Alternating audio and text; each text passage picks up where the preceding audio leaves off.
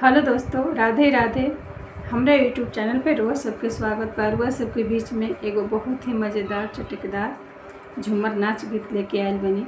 ई गीत आप सब सुनी जा और कमेंट के माध्यम से हमरा के बताएं जे कि हमार गीत आप सबके कैसा लगा।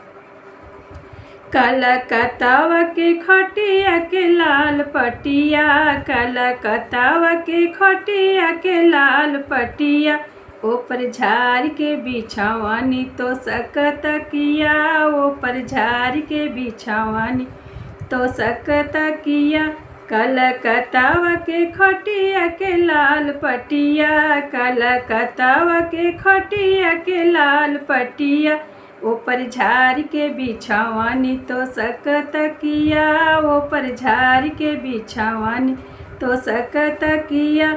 मखमल के चादर रहे तकिया गुले गुलावा, मखमल के चादर रहे तकिया गुले गुलावा, सेजिया पर छिटले रहनी गेंदावा के फूलावा, सेजिया पर छिटले रहनी गेंदावा के फूलावा। मौका मिलल बटे राजा जिया झुकी रतिया, मौका मिलल बटे राजा जिया झुकी रतिया, ऊपर झाड़ के बिछावानी तो सकत किया, ऊपर झाड़ के बिछावानी तो सकत किया। कलकत्तावा के खटिया के लाल पटिया, कलकत्तावा के खटिया के लाल पटिया, ऊपर झाड़ के बिछावानी तो सकत किया, ऊपर झाड़ के बिछावानी तो सकत किया।